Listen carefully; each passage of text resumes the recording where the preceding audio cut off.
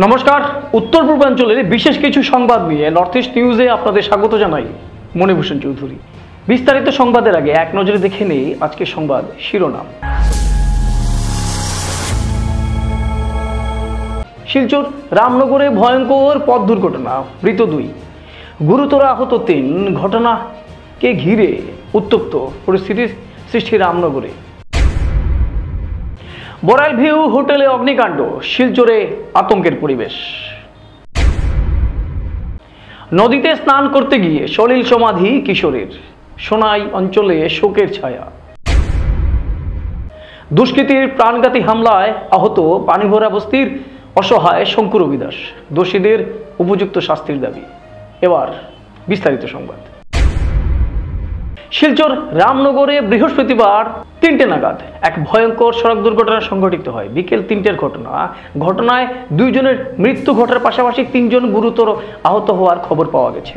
সড়ক দুর্ঘটনাকে কেন্দ্র করে এলাকায় তীব্র চাঞ্চল্যের সৃষ্টি হয়েছে। ঘটনার পর স্থানীয়রা আহতদের উদ্ধার করে শিলচর চিকিৎসা মহাবিদ্যালয়ে পাঠিয়ে দিয়েছেন। এদিকে ভয়ঙ্কর এই সড়ক দুর্ঘটনার খবর পেয়ে কাছাড়ের অতিরিক্ত police super Subrata Sen, TSI Shubhajit Dutta, Tarapur ফাঁড়ির ইনচার্জ রাজু দেব সহ অন্যান্য পুলিশ আধিকারিকরা সেখানে ছুটে গিয়েছেন। সাথে ছিল সিআরপিএফ এর বাহিনী।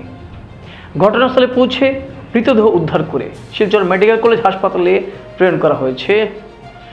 ঘটনার বিবরণের মতে জানা গেছে, শহরতলির শ্রীকোনার বাসিন্দা একই পরিবারের 5 জন সদস্য শিলডুবির শ্বশুর বাড়ি থেকে অটোতে করে ঘরে ফেরার পথে রামনগর এলাকায় আসার পর বিপরীত দিক থেকে আসা AS 11 EC 8285 নম্বরের একটি মাটি বোঝাই লরির সাথে মুখোমুখি সংঘর্ষ হয়। এতে ঘটনাস্থলেই প্রাণ হারান মা ও বছর 7-এর একটি শিশু।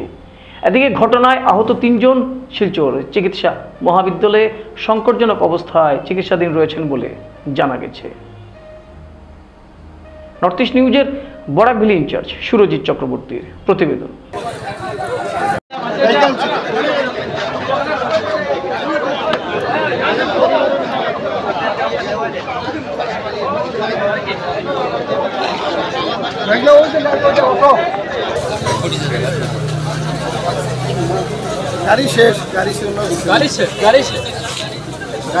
ট্রাকের কিচ্ছু হয় নাই।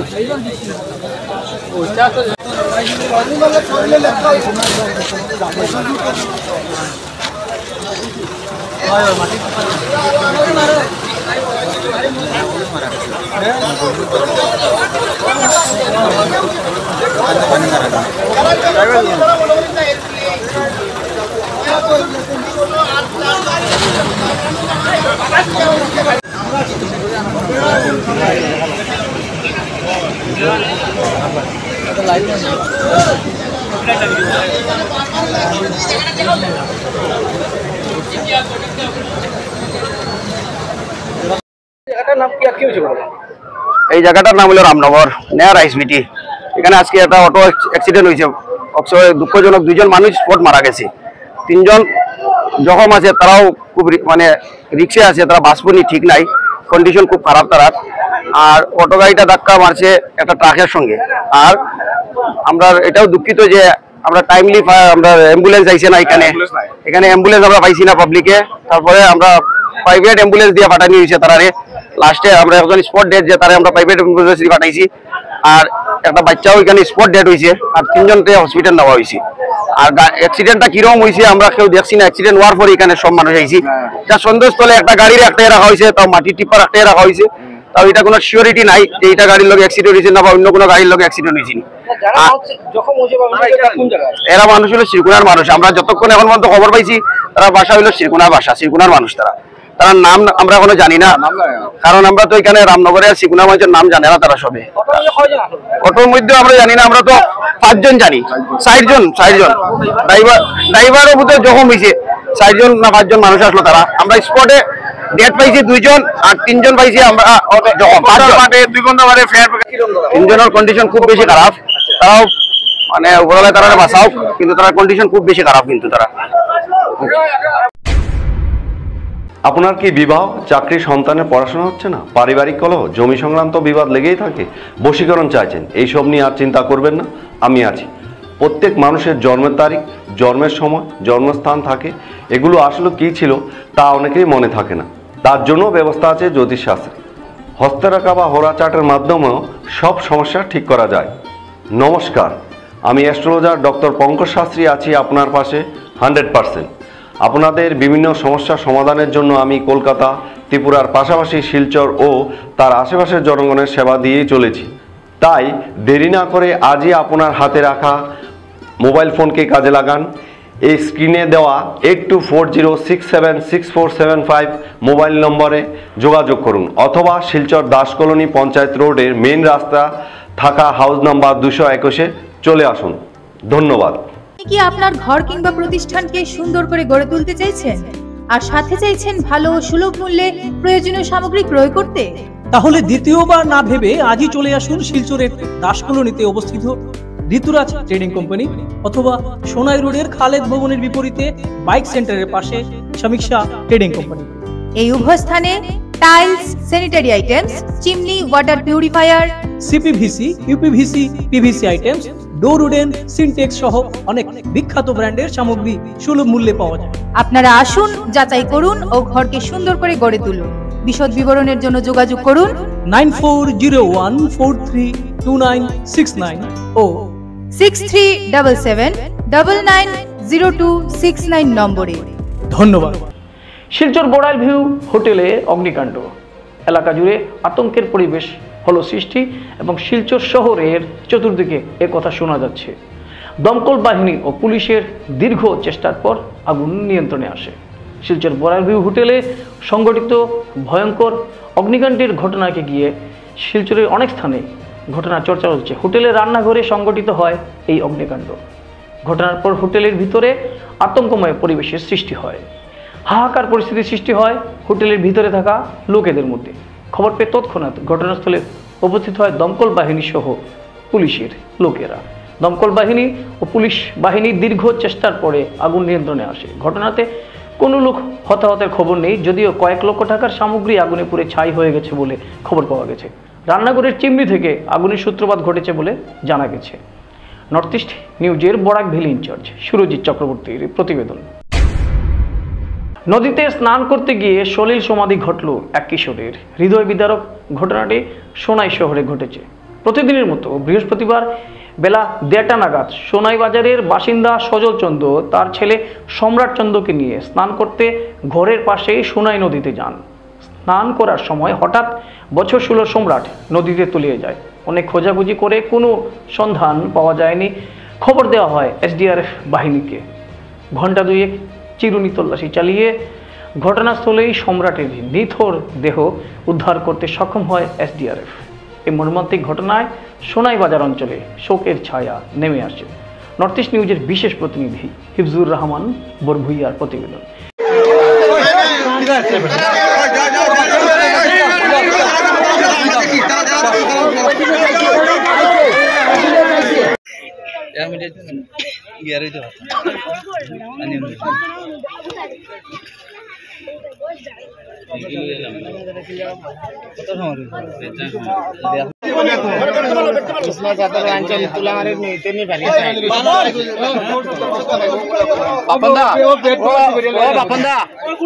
আমরা বইয়া নিতাম পারবো না।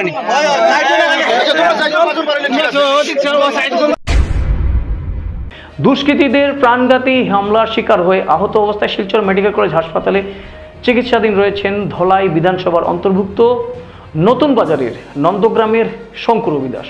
আহত শঙ্কর বিদাস জানান, বিগত কয়েকদিন পূর্বে তার গ্রামের একটি সরকারি সড়ক বিনা অনুমতিতে বন্ধ করে দিয়েছিল দীনেশ, দীপক ও দেবাশিস রবিদাস, এই 3 ভাই। গত কিছুদিন আগে ভুলবশত শঙ্কর রবিদাসের একটি ছাগল রাস্তায় চলে যাওয়াতে সেই ছাগলটিকে আটকে বেঁধে রাখে এই 3 ভাই। এরপর কোনো রকমে ছাগলটিকে তাদের হাত থেকে ছুটিয়ে আনেন শঙ্কু। বিষয়টি নিয়ে গ্রামবাসীদের আলোচনা হয়, এরপর বিচার বসানো হয়, কিন্তু বিচারে অনুপস্থিত থাকে দীনেশ ও তার 2 ভাই। এরপর শঙ্কর রবিদাসের বাসার সামনে গিয়ে প্রত্যেক দিন রাত্রেবেলা অকথ্য ভাষায় গালিগালাজ করে থাকে দীনেশ ও তার ভাইয়েরা বলে অভিযোগ। তারপর গত 18 মার্চ শঙ্কর রবিদাস বিষয়টি নিয়ে নরসিংপুর থানায় একটি অভিযোগনামা দাখিল করেন, কিন্তু থানা কর্তৃপক্ষ বিষয়টি নিয়ে কোনো ধরনের পদক্ষেপ গ্রহণ করছেন না বলে তিনি বাধ্য হয়ে কাছে পুলিশ সুপারকে নালিশ জানান। এরই পরিপ্রেক্ষিতে 28শে মার্চ রাতেবেলা ধারালো অস্ত্র দিয়ে শঙ্কু রবি দাসের বাসায় গিয়ে হামলা চালায় দীনেশ রবি দাস ও তার ভাই। কিছুদিন অতিক্রান্ত হয়ে গেছে। শঙ্কু রবি দাসের বাম চোখে এবং মাথায় গুরুতরভাবে আঘাত হয়। নগদ 10,000 টাকা নিয়ে পালিয়ে যায়। রক্তাক্ত অবস্থায় শঙ্কুকে পাশের হাসপাতালে সঙ্গে সঙ্গে নিয়ে যাওয়া হলে অবস্থা বেগতিক দেখে তাকে শিলচর মেডিকেল কলেজ হাসপাতালে প্রেরণ করা হয়েছে। বর্তমানে শঙ্কুর একটি চোখ নষ্ট হয়ে পড়েছে, ডান চোখ দিয়ে এখন তিনি কিছু দেখতে পান না বলে জানা গেছে। এদিকে থানায় মামলা করার পরও দুষ্কৃতীরা এখনও খোলা আকাশের নিচে ঘুরছেন। এতদিন হয়ে যাওয়ার পরেও এতে প্রাণহানির আশঙ্কায় ভুগছেন তার পরিবারের সদস্যরা। নিরুপায় হয়ে আজ সংবাদ মাধ্যমের সাহায্যে হামলাকারী দুষ্কৃতী দীনেশ, দেবাশিস, দীপক রবি দাসের বিরুদ্ধে পুলিশ প্রশাসনের কাছে উপযুক্ত বিচারের মাধ্যমে কঠোর শাস্তির বিনম্র অনুরোধ জানিয়েছেন তারা। নর্থ ইস্ট নিউজের বিশেষ প্রতিনিধি হিফজুর রহমান বরভুইয়ার প্রতিবেদন। আমাদের শঙ্কু রবি দাস, নতুন বাজার বাড়ি, পানিবরা বস্তি, নন্দপাড়া। আর এমন ঘটনা যে এই দেবাসী 1 নম্বর লাগবে তার বাবার নাম, আর দীপক রবি দাস, দেবাসী এবং দীনেশ, 3 ভাই। সরকারি রাস্তা মেহনতি আমরা কাজ করছি যে গরু ছাগল দেখবো, আমার খেত আছে মিশে দিয়া বন্ধে মাঠে, এগুলো বন্ধ করছে। একবার 6 মাস আগে একদিন কোথা কইছিলাম রাস্তা খুলিতেও মানুষ যাইতো, একদিন সরকারি রাস্তা তারা গরম হয়েছে আমার না না তারা বাবার রাস্তা। আমি আর কিছু কোনো সময় ছাগল গেলে বাঁধিয়া রাখতো, ওখানে বাঁধে সেদিনও বাঁধিত। তারপরে এরা কিতা করছে, একদিন ছাগল গেছে তো আমি কাজে গেছি, আইয়া মিলে না ছাগল নাই দিকে তার গরো বান্ধা ফিরিয়ে আনলাম। তোলা বাবা যেটা খরচ হয় লাগে ক্ষতি হয় আমরা দিলে না, আবার অন্য ডাকাদাই করলো দেবাশিস, বুঝছেন? তাহলে তার কিছু করলে আমার বেটিরও তারা ডাকাদাই করলো, তবু আমরা কিছু করি। সন্ধ্যার টাইম আমরা মেইন আমার গলি রাস্তার মধ্যে মারামারি করিয়া দেখি, মেম্বার পাচ্ছে একটু বিচার দিলাম, তারা কিছু কইছেও না। তারা অনেক কাগজ দেওয়া আছে, রাস্তার লাগলো আর ইয়ে লাগি দরবার ঝগড়া লাগি, তারা বিচারে যায় না, কোনো সময় যায় না, 3 ভাইয়ে যায়। দীপক, দেবাশিস, দীনেশ, 1 নম্বর দীপক আর 2 নম্বর দেবাশিস। এরপরে ডাকাতাই করিয়া তো আমি আমার আইলাম ঘরে, বাঘ 11:30 আবার আই গেছে আমার ঘর, বুঝছেন? মদ খাইয়া গালাগালি করিয়া তো মার দেখলা কোনো ডাকাতাই করছে, আবার গরম ফালাইয়া লাগেছে। সেদিন তো আর মারপিট করছেই না, মানে 1 লাখ মারছে আমার ওখানে। আমি আর কিছু কইছিও না। সকালে আমি গেলাম, মেম্বার না আমি পারতাম না, তুমি তোমার রাস্তা দেবো। আমি গেলাম, কি সেই মানে এফআর দিলাম, এফআরে মেডিকেল করাইলো, মেডিকেল করে যাওয়া পাইছি একটা ডাক পাইছি, মানে পুলিশ আসলো তো জায়গাটা তারা দিছে, পুলিশ ওরা শপিং দিয়ে আইলাম। আইতো আজকে কালকে করি করি, পুলিশ তো আর আইলই না। তারপরে 25 তারিখে রাত্রে আবার গালাগালি শুরু করছে দীপক, যে আমি আর ডরাইয়া বাইরে এলাম না। 26 তারিখ গেলাম থানা, বললাম স্যার পিতা ঘটনাটা বলা হওয়ার না। 26 তারিখ গেলাম, দোষী নাই, যারে কাগজ না দারোগা নাই, ঘুরিয়ে আইলাম। আবার 27 তারিখ দিলাম না। এরপরে 28 তারিখ আমি অফিসার কাছে গেছি, আমার জান বাঁচাইবার লাগে অফিসার কাছে গেছি, বলে একটা রাস্তা দিয়েছে। 28 তারিখ তারা পুলিশ আইসে আমার ঘরে। আবার পরে আমি তো আসলামই না, আমি যারা তারা আইসে 3টার সময় আইয়া আমার খবরে করলো কালকে থানা থাকবা, তারাও আমি ডাকাইমু, স্টেটমেন্ট নিল তারা গায়ে। এরপরে আমি এলাম 4টা 4:30টার সময়। আওয়ার পরে তো আমি আমার ছোট পাখি দিয়ে আইলাম বাচ্চা সুবিধা খানি করতে। আমি আর কোনোদিন গেছি না, বাদ খাইয়া একটু আরাম করলাম।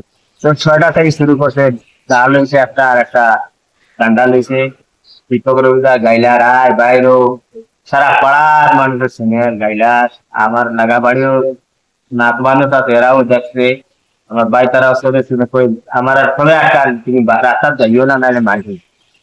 আমি গেছি না, আমার বউ গেছে, আবার মেম্বার ঘর মেম্বারকে বুঝিয়া কইয়া আইসি। আবার পরে কইছে তুমি বাইরে না দরজা লাগাই যা 7টার সময় আবার বন্ধ হয়ে গেছে, 1 ঘন্টা গালাগালি করে বন্ধ হয়ে গেছে। তারপরে দরজা খুললাম, ভাত খাওয়ার আগে বেটি ভাত বানার বাইর করে, আর আমি এরকম ঘুমোতে, আমি আমার ছেলে নিয়ে আছি মোবাইল দেখে, বাস আইয়াও দরজা খোলা পাইছে, আইয়াও মারি গেছে, কইলাও ছেলে দীপকে মারতে দিতেন, ঠিক আছে স্যার। স্যার মারার পরে আমি তো বিশ্বাস, আর দিনেশের দেবাশীতে ধরছে, পা ধরিয়া টানিয়া ফেলে দিয়েছে, মোবাইলে নিয়ে গেছে, আর টাকা আসলো বিশ্বাস করে বাড়ির সঙ্গে টাকায় আমার ছেলে আমার বেটি বাচ্চা লেগে বাড়ি গেছে কিষান দিয়ে, কিষান দরজা আছে আমার পুলিশ ইনকারি দেখতে পারো। তারপর ওরা নিয়ে ধরিয়া বিপদে ধরছে, ওই রকম আমি তো বেহসের মতো লইছি, আর মারছে ওই রকম দাঁড় বাঁধা চোখের মধ্যে, চোখ নাই স্যার, ওই চোখ নাই, চোখ বাইরে। আমি যাই তারা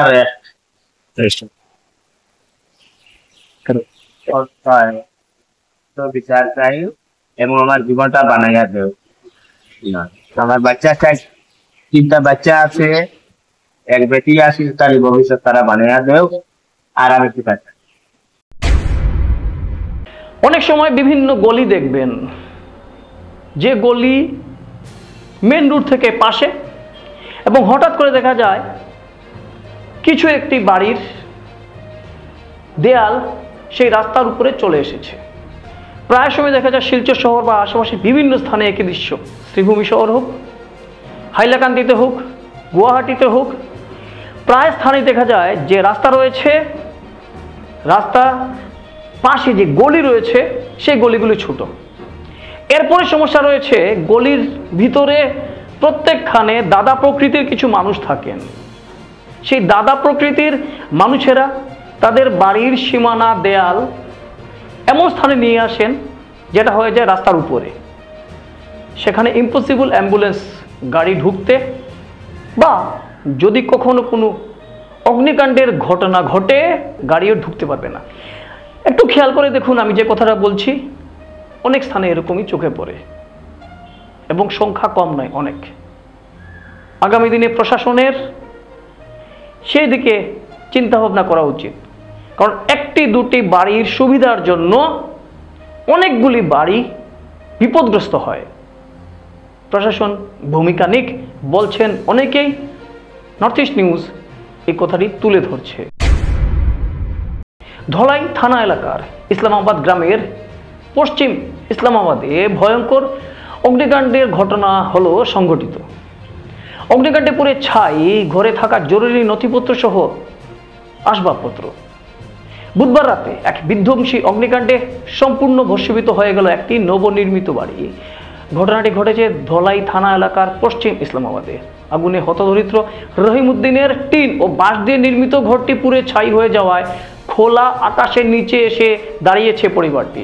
স্থানীয় সূত্রে জানা গেছে, সন্ধ্যা আনুমানিক 7:30 নাগাদ রহিমউদ্দিনের বাড়িতে কোনোভাবে আগুন লাগে। মুহূর্তের মধ্যে আগুনের লেলিহান শিখা পুরো ঘর গ্রাস করে ফেলে। গ্রামের ভিতরের দিকে এবং সড়ক থেকে বেশ দূরে হওয়ায় খবর পেয়েও ফায়ার সার্ভিসের ইঞ্জিন ঘটনাস্থলে পৌঁছাতে পারেনি। এছাড়াও আশেপাশে জলের কোনো উৎস না থাকায় আগুন নেভানোর কোনো উপায় ছিল না।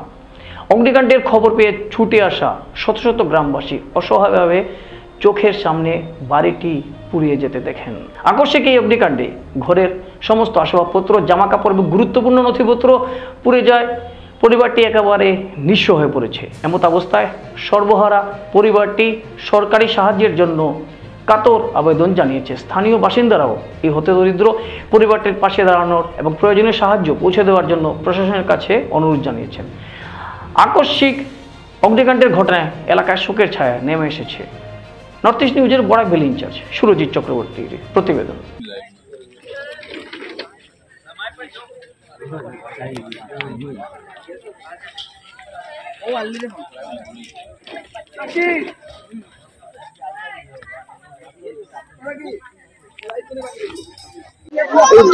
রহিমউদ্দিন বাড়ি কোন ভালো আসলো দাম তোর আগে পয়লা আসলো আদান বাদে গেছে আমার ওদের বড় দামতে জমি দিয়েছে নেতামর ওখানে টান ঘর করো কোনো ঘর বাড়বে ঘর বানাইয়া টিনের ছানি দিয়া ঘর ওখানে রইছে।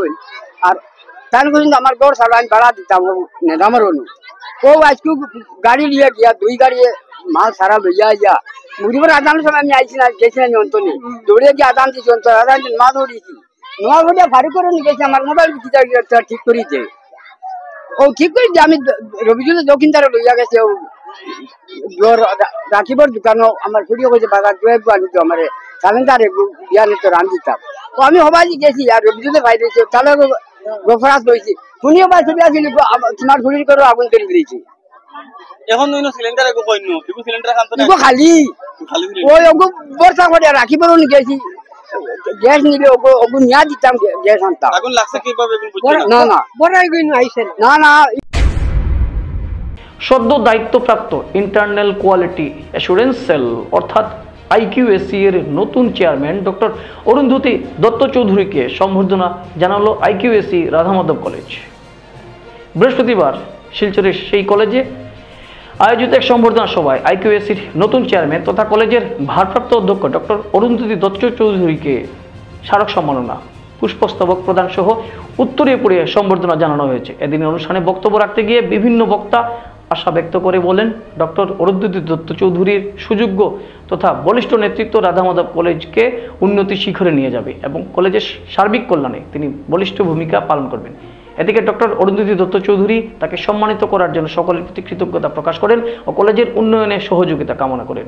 উল্লেখ্য এদিনের অনুষ্ঠানে বক্তব্য রাখেন প্রাক্তন অধ্যক্ষ ডক্টর দেবাশিস রায়, উপাধ্যক্ষ ডক্টর রাহুল চক্রবর্তী, IQACর কোঅর্ডিনেটর ও অ্যাসিস্ট্যান্ট কোঅর্ডিনেটর যথাক্রমে ডক্টর সোনালী চৌধুরী ও অরুণাভ ভট্টাচার্য, টিচার্স কাউন্সিলের সম্পাদক ডক্টর কালীপদ দাস, অধ্যাপক জীবন দাস, ডক্টর বিধান বর্মন, জুনিয়র অ্যাসিস্ট্যান্ট অরুণ পাল প্রমুখ।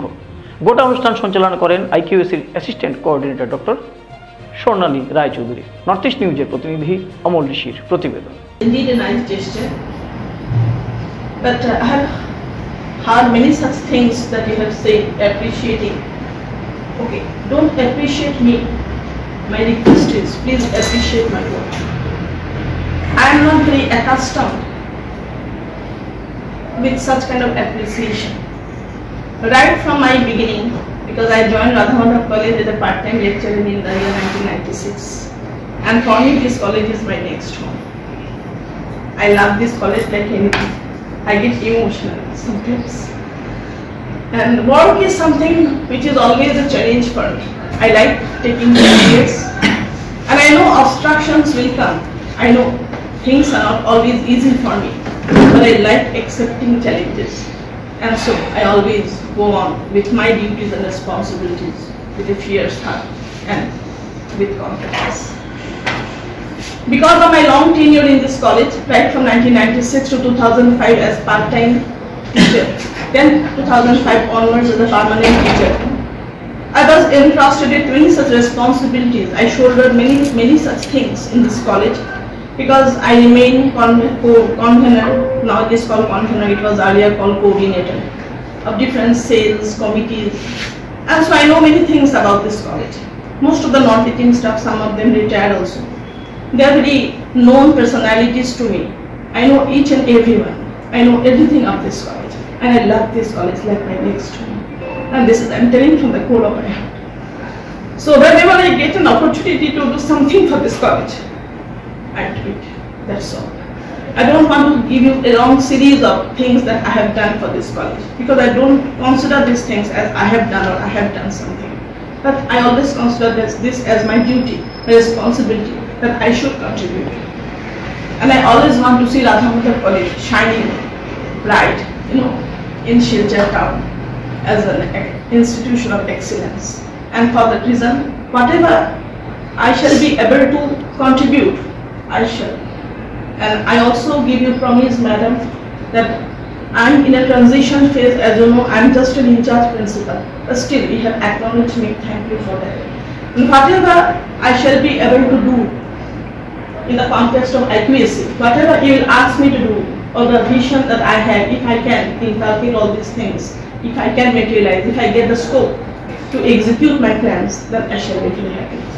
Okay? সংবাদ শেষ করার আগে আরও একবার দেখে নেই আজকে সংবাদ শিরোনাম। শিলচর রামনগরে ভয়ঙ্কর পথ দুর্ঘটনা, মৃত 2, গুরুতর আহত 3। ঘটনা কে ঘিরে উত্তপ্ত পরিস্থিতির সৃষ্টি রামনগরে। বড়াইল ভিউ হোটেলে অগ্নিকাণ্ড, শিলচরে আতঙ্কের পরিবেশ। নদীতে স্নান করতে গিয়ে সলিল সমাধি কিশোরের, সোনাই অঞ্চলে শোকের ছায়া। দুষ্কৃতীর প্রাণঘাতী হামলায় আহত পানিভরা বস্তির অসহায় শঙ্কর অবিদাস, দোষীদের উপযুক্ত শাস্তির দাবি।